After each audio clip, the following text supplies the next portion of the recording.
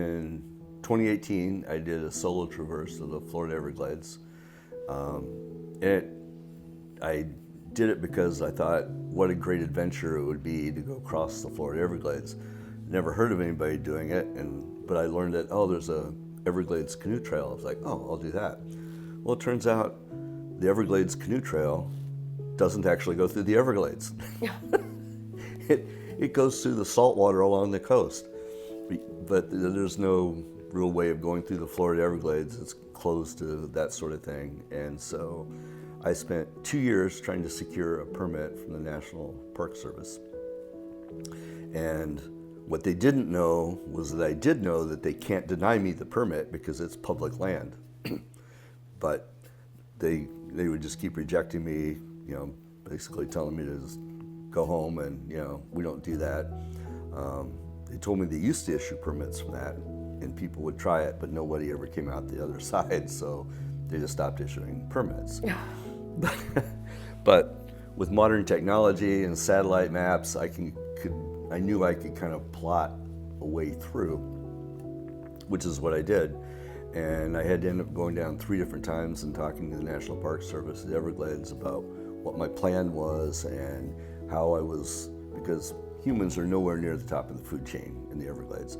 And so they wanted to know what my plan was so they didn't have to make a phone call to my loved ones afterwards.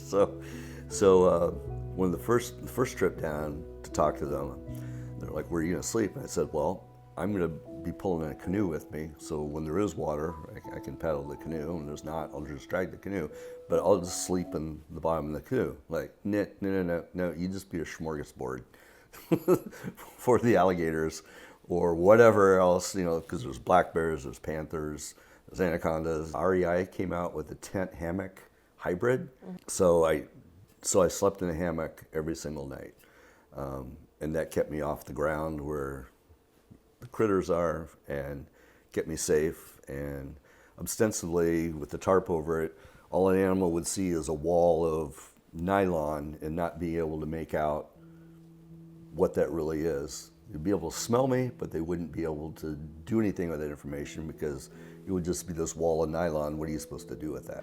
I got almost to the very end of the trip in a place that's called Hell's Gate. Ponce de Leon in the 1500s named it Hell's Gate because he couldn't figure out how to get through it with his Spaniard guys. It's just because the mangroves is just like a jigsaw puzzle of mangroves, and how do you get through it? And so I spent a few days hacking my way through it. And I finally made it through, and I'm like, okay, the alligators are behind me, the bears are behind me, panthers are behind me, probably the anacondas are behind me. And so now all I have to do is make it down to the coast, which would take me like another day, one more night, 2 days, 1 night to get actually on the coast. And then I'd have 70 miles of ocean to paddle in my canoe to get back. But that's the easy part. Yeah, should be, yeah. So my last night in the Everglades, as I'm through Hell's Gate and just basically going down these rivers, and I'm in brackish water. So with the salt water, the alligators don't like salt water. So that's why they're in the fresh water in the Everglades, but when it comes to be like right on the ocean, that's why in Florida you don't see alligators on the beach, because they don't like salt water. So I knew once I was in the brackish water, excuse me, that I should be fine. And everything behind me, no. What I didn't know at the time was there's a small group of saltwater crocodiles, which is a different species than alligator.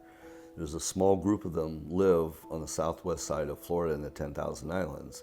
I wasn't aware of, and they are extremely aggressive animals. And I setting up camp, and I noticed there was a crocodile swimming back and forth about 50 yards out, just going back and forth, but it's 50 yards out. Well, over the course of the evening, it kept doing that, but it was getting closer and closer and closer. Oh. And at the very end, it got within like 8 feet of me. Oh. And so that was an unexpectedly terrifying situation, because Probably only a 5-foot alligator, but still 5-foot alligator. You know. So no attack, just No, stay no. there. But it's not going to. But I had to sign a release with the Park Service saying that no animals would be harmed. So that, you know, took away some options. But but you know, even if you get bit by a 5-foot alligator, you think, oh, it's just a 5-foot alligator. Yeah, well, who are you going to call? You know, there's no road within at least 50 miles of where I am. You know, wilderness. It's in the wilderness. It's like, who are you going to call? Like, nobody call. You're on your own. You know. How long was this crossing? The entire. I think it was about 130 miles, give or take. How long it took in time to do it? 11 days.